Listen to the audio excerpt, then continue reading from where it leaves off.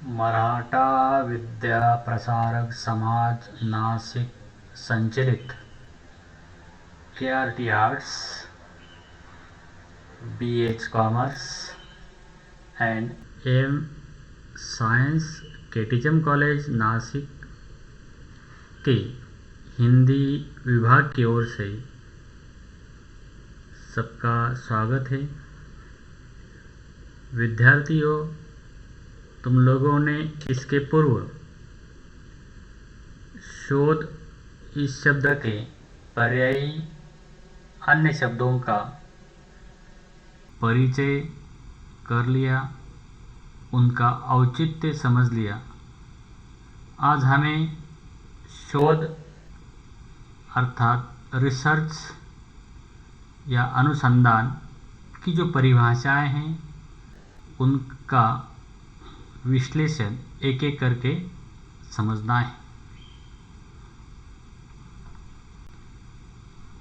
विद्यार्थियों, आप लोग जानते हैं मानव मन में हमेशा नई नई जिज्ञासाओं का उदय होता रहता है। मनुष्य तर्कशील और विवेक संयुक्त प्राणी होने के कारण जिज्ञाओं से संबंधित क्षेत्रों में नए नए प्रयोगों द्वारा नए नए अन्वेषणों में वह हमेशा प्रवृत्त रहता है। ऐसे नए अन्वेषणों की प्रवृत्ति के पीछे मनुष्य का मूल उद्देश्य जीवन को अधिक सुखमय, सुंदर, उदात्त, विराट और सांस्कृतिक बनाना होता है। इसीलिए आज मनुष्य भौतिक और भौतिकेतर जो क्षेत्र हैं उन क्षेत्रों में यहाँ अनेक जिज्ञासाओं को लेकर नए नए अन्वेषण कर रहा है। हिंदी में उसके लिए शोध शब्द प्रयुक्त होता है। ज्ञान विज्ञान के विविध क्षेत्रीय इस अन्वेषण को आधुनिक शब्दावली में शोध की संज्ञा से जाना जाता है। किसी भी संस्कृति में जन्मे और जी रहे समाज के लिए अपनी संस्कृति के समुचित विकास के लिए ज्ञान विज्ञान के विज्ञान, दर्शन और साहित्य क्षेत्रों में शोध मूलभूत अनिवार्यता है। जीवन और संस्कृति की गति और नीति के ये क्षेत्र शोध के अभाव में यहाँ प्रगति नहीं कर सकते। संस्कृति के शाश्वत प्रतिमानों की पुष्टि और नवीन व्याख्या, नए मूल्यों और तथ्यों की खोज, विवादास्पद क्षेत्रों एवं विकल्पों के समाधान हेतु साहित्य के क्षेत्र में शोध का महत्व अधिक हो जाता है। कारण साहित्य जीवन और संस्कृति के प्रति सबसे अधिक उत्तरदायी होता है। इसका कारण है साहित्य ही ज्ञान विज्ञान के सभी क्षेत्रों का सर्वाधिक समाहार करता है। तो इस तरह यहाँ शोध के अनेक अर्थ एवं स्वरूप तुम लोगों ने समझ लिया है। आज हमें इस शोध शब्द को या अनुसंधान रिसर्च को किस प्रकार परिभाषित किया जाता है, किया गया है, इसे समझना है।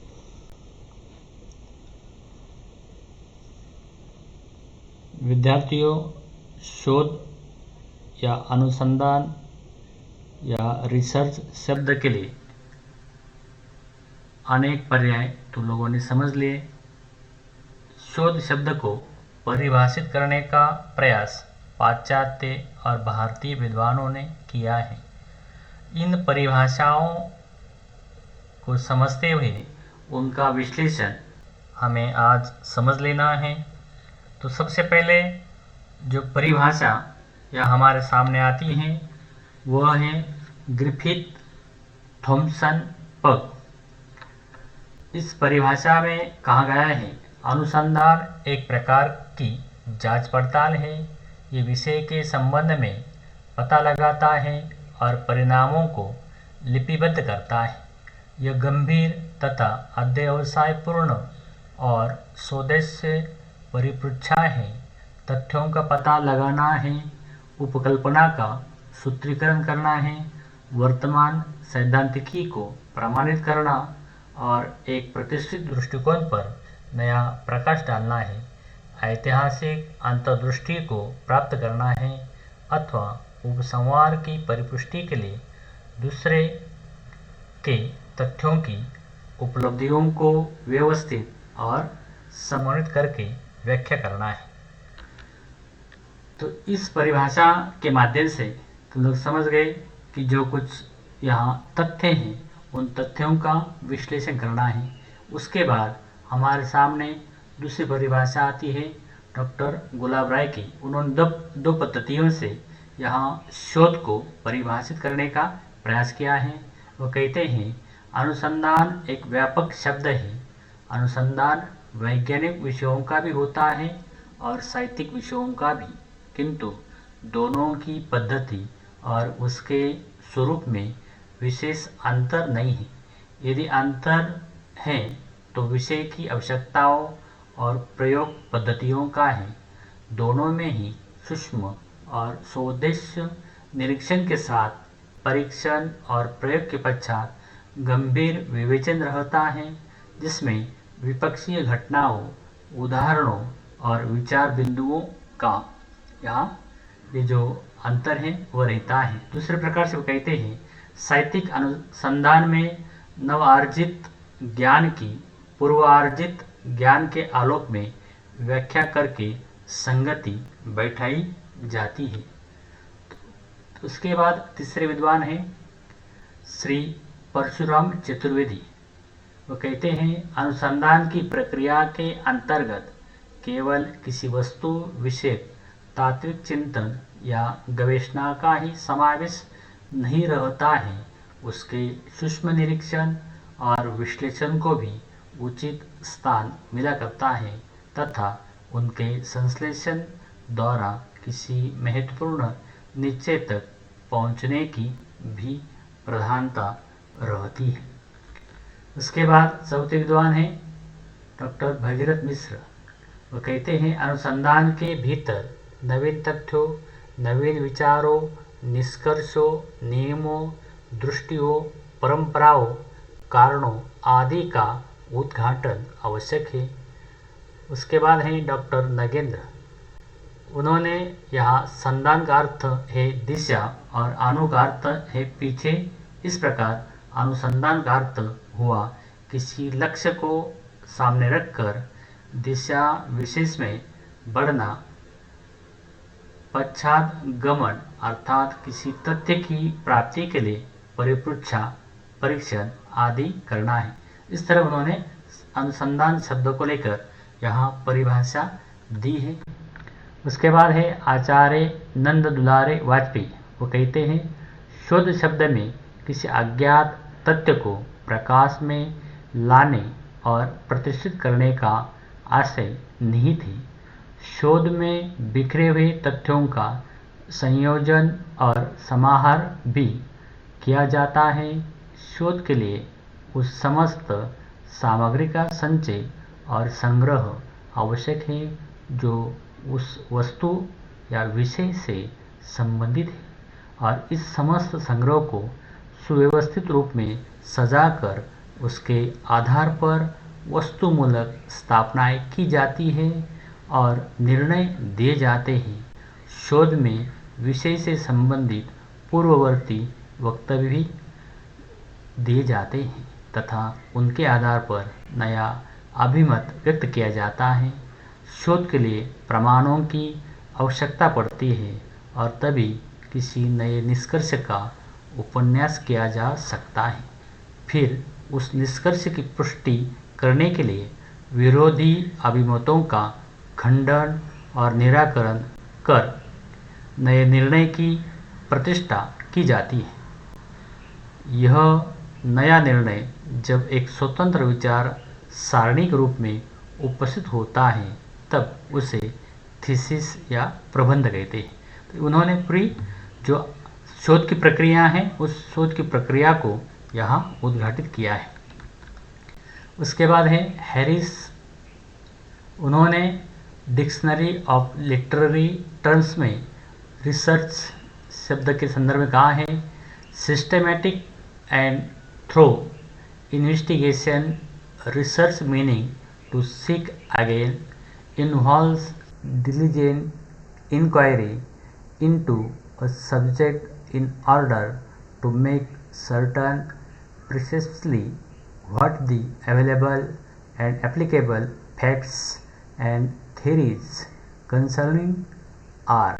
अर्थात व्यवस्थित एवं उचित खोज, पुनः अन्वेषण, प्राप्त तथ्यों एवं सिद्धांतों का परिश्रमपूर्ण अन्वेषण, परीक्षण ही शोध है। तो इस तरह हमें जो तथ्य हैं उसकी खोज है, उसका अन्वेषण है और उसका परिश्रमपूर्ण जो कार्य है, परीक्षण है, वह शोध है।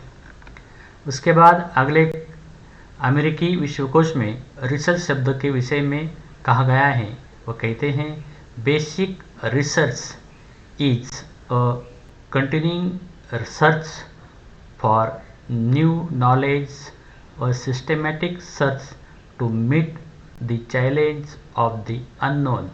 अर्थात नवीन ज्ञान के लिए निरंतर खोज आधारभूत शोध है, व्यवस्थित शोध द्वारा अज्ञात तथ्य की चुनौती का सामना करना शोध है। यानी जो अज्ञात तथ्य हैं उन्हें यहाँ ढूंढ निकालना यहाँ एक चुनौती होता है और वह सामना करना ही शोध है। उसके बाद है रेडमैन के अनुसार शोध नवीन ज्ञान प्राप्त करने के लिए एक व्यवस्थित प्रयास है। जो नवीन ज्ञान प्राप्त करना है, जो अपनी जिज्ञासा है उसकी पूर्ति करने के लिए मनुष्य जो प्रयास करता है, जो ज्ञान अर्जित करता है, वो व्यवस्थित प्रयास ही शोध है। उसके बाद है PM कुक के अनुसार किसी समस्या के संदर्भ में ईमानदारी, विस्तार तथा बुद्धिमानी से तथ्यों, उनके अर्थ तथा उपयोगिता की खोज करना ही अनुसंधान या शोध है। उसके बाद है CC क्रॉफोर्ड के अनुसार शोध किसी समस्या के अच्छे समाधान के लिए क्रमबद्ध तथा विशुद्ध चिंतन एवं विशिष्ट उपकरणों के प्रयोग की एक विधि है। उसके बाद है डॉक्टर M वर्मा के अनुसार शोध एक बौद्धिक प्रक्रिया है जो नए ज्ञान को प्रकाश में लाती है अथवा पुरानी त्रुटियों एवं भ्रांत धारणाओं का परिमार्जन करती है तथा व्यवस्थित रूप में वर्तमान ज्ञानकोश में वृद्धि करती है। इस तरह अंततः हम यहाँ डॉक्टर कैलाशनाथ मिश्र की जो परिभाषा है उस परिभाषा के माध्यम से यहाँ जो समेकित शोध का जो स्वरूप है वह हमारे सामने प्रस्तुत करने का यहाँ प्रयास उन्होंने किया है। वो कहते हैं शोध मूलतः किसी विषय के अध्ययन या अनुशीलन की सुनिश्चित क्रिया पद्धति है जिसमें शोधकर्ता तटस्थ भाव से या पूर्वाग्रह रहित होकर प्रयोग, सूक्ष्म पर्यवेक्षण, तथ्यों के वर्गीकरण और विश्लेषण द्वारा किसी यथातथ्य निष्कर्ष पर पहुंचने का प्रयास करता है जिसका लक्ष्य उस विषय के संबंध में सापेक्ष तथ्यों को सुसंयोजित करके व्याख्या करना, पुराने तथ्यों को नए परिप्रेक्ष्य में प्रदान करना, किसी नए नियम की प्रतिष्ठा या ज्ञात तथ्य को प्रामाणिकता प्रदान करना है। तो इस तरह यहाँ कैलाशनाथ मिश्र जी ने शोध को परिभाषित करने का प्रयास किया है और इन सभी परिभाषाओं के माध्यम से शोध की जो विशेषताएं हैं वो कौन सी विशेषता सामने आती है, उन विशेषताओं को हमें यहाँ समझ लेना है। तो पहली है कि शोध वस्तुनिष्ठ होता है यानी ऑब्जेक्टिव होता है। शोध क्रमबद्ध यानी सिस्टमेटिक होता है। शोध में प्रतिकृति का गुण होता है। शोध तार्किक होता है। शोध में वैज्ञानिक दृष्टिकोण होता है, शोध में यथार्थता होती है, शोध निष्पक्ष होता है, शोध में समय अवधि का गुण होता है, शोध विश्वास योग्य एवं प्रामाणिक होता है, शोध में तथ्यों या घटनाओं का प्रेक्षण तथा वर्णन होता है। यानी जो कुछ तथ्य हैं, घटनाएं हैं, उन सब का एक एक करके निरीक्षण परीक्षण करके यहाँ वर्णन किया जाता है। उसके बाद उस पर जो निष्कर्ष हैं, स्थापनाएं हैं, वो रखी जाती हैं, तब शोध का कार्य पूर्ण होता है। इस तरह शोध की जो परिभाषा है, अनेक परिभाषाओं के माध्यम से उसका जो विश्लेषण है, वो विश्लेषण इन विशेषताओं के माध्यम से हमारे सामने आता है। तो इन विशेषताओं को समझकर यहाँ तुम लोग जान गए होंगे कि शोध क्या है, शोध को किस तरह परिभाषित किया जाता है और उसका जो सार है वो इन विशेषताओं के माध्यम से सामने आता है। इस तरह यह शोध की परिभाषाएं थी और इन परिभाषाओं के माध्यम से शोध क्या है, शोध कैसे किया जाता है, यह दिशा तुम लोगों को मिल गई होगी। बहुत बहुत धन्यवाद।